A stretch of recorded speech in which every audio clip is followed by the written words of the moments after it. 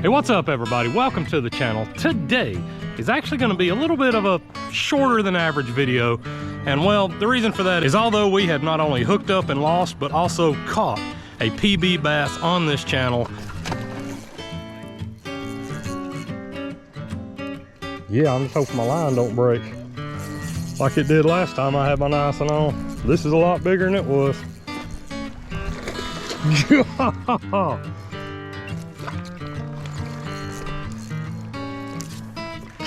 Oh, don't come off, don't come off, don't come off, don't come off, don't come off.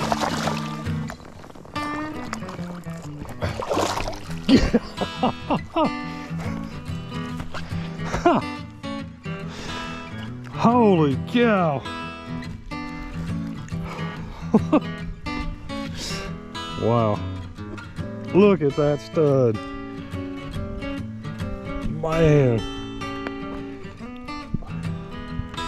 On like a 5-inch or 6-inch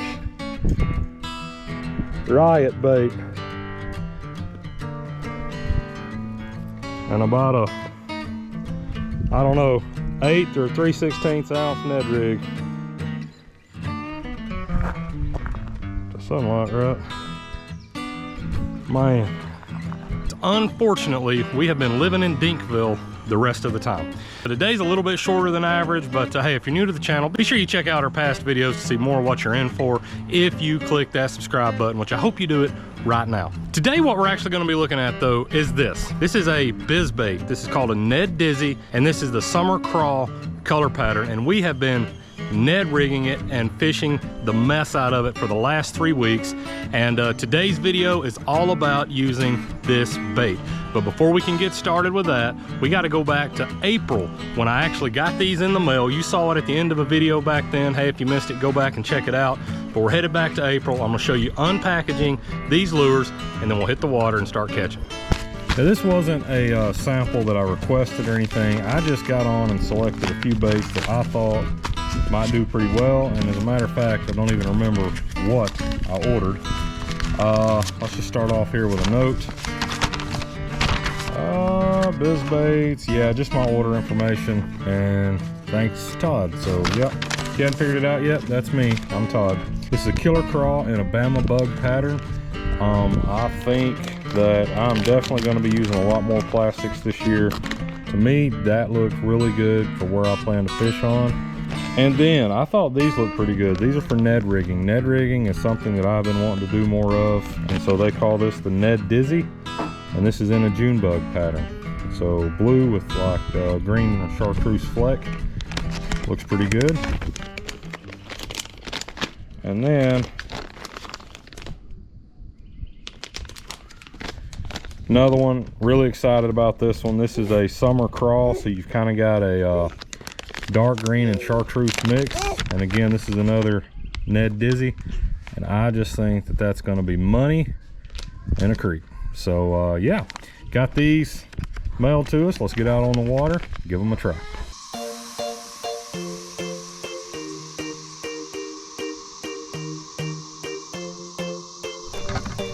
Got another one right there.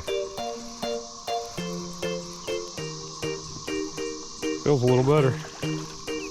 Oh, he popped off. Not the same size. I tell you, this is not how I usually fish a Ned rig. Usually I slow reel on the bottom. I want to feel all the bumps.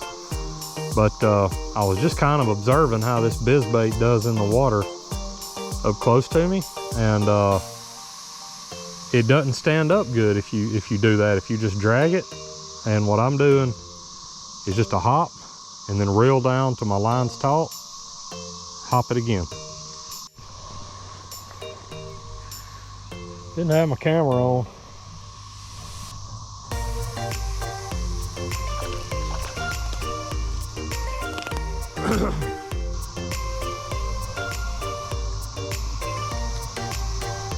Little guy.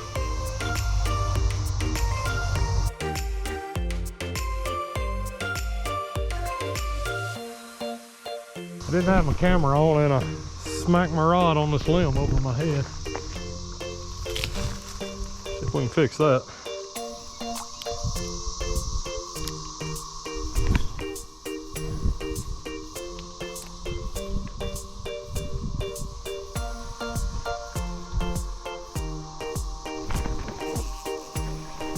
Got him. Got him. Another little one, I'm pretty sure. Yeah, little guy. Little guy. Well, he is. Whew, flaw hooked him, I think. Dinky dude. Bunch of them in here.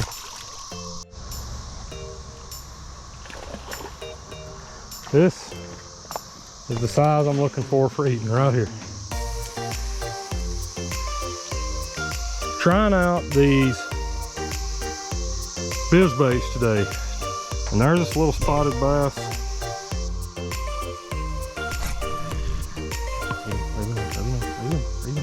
Hold your rod tip up a little bit. Hold your rod tip up.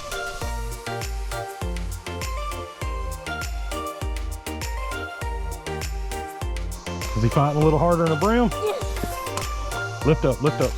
Reel a little bit more, reel a little bit more. I can't. You got it, you got it. Hey, you got it. Lift him up. Hey, hey. Your first good little bass, buddy. Can we keep it? I was gonna do a video keeping him, but I think he need to be maybe a tad bit bigger. You gotta hold him up. He's just like any other fish with the mouth. He's big, but he can't do nothing. Look, he can't do a thing when you do that. Why don't you grab him like I got him? Now he might flop, but that's all he can do. Is he gonna fin? He's not like a brim. He won't even fin you like a brim. Get a good grip. Stick your thumb in there. He can't bite, son. Pinch hard. Oh. Well, it's like sandpaper. It's just look. But you said the grip hard. I think it was pink. I'm sorry. Daddy won't do it again. But I'm still proud of you for reeling that fish in. See if we can get another one, huh? Yeah.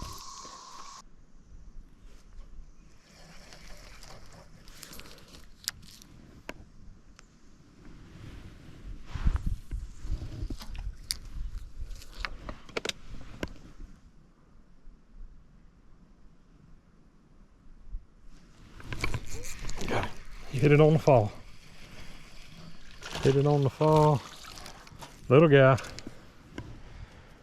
Another little guy. So what I was watching, you know, the slack in my line get,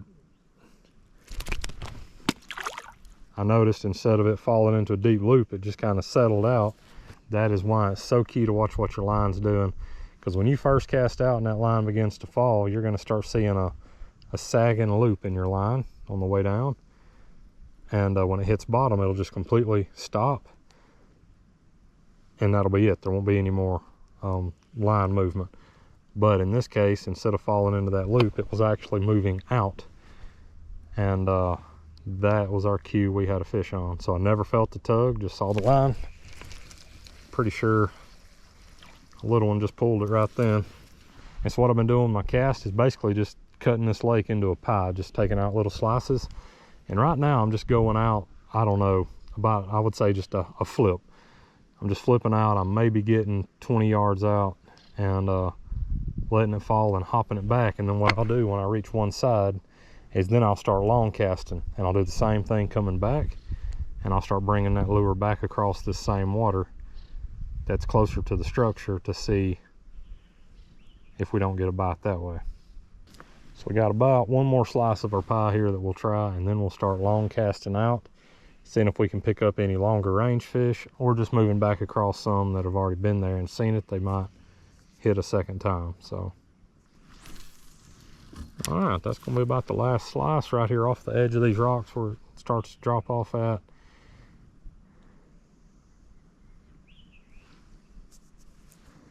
And there's some kind of structure under here. I get hung up in it quite often, so I may not spend a whole lot of time working this side. Got him, got him. Better fish, better fish. All right.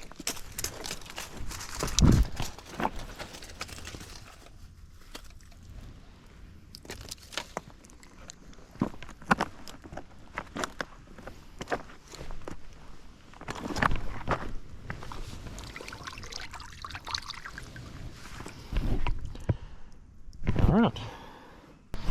And just like that, I think it's safe to say that the Ned Dizzy in this color pattern definitely will catch some fish.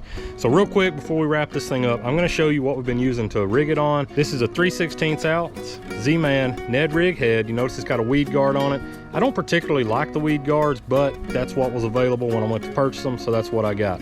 And rigging is super simple. First of all, I'm going to bend that up out of the way, and then you're just going to go down the center. I found that it didn't really matter what the color profile looked like, whether it's facing up toward the bend of the hook, down away from the hook, side to side. Doesn't really matter. Fold your weed guard back down, and that's it.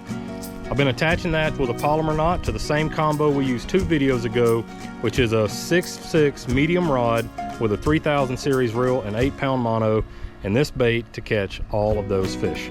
All right, so I got Pop next to me right now, and before we wrap up, take a look in the bed of the truck and you'll see what's gonna be coming up in a future video. We have got all the camping stuff loaded up. We are taking JK out for his first ever away from home camping trip. We're gonna spend a few hours fishing, doing some camp cooking and camping out in, like I said, a future video coming up. Hey, if you like this video and you wanna see more like it, be sure you hit that like button, smash that subscribe button, and like always, we'll catch you next time right here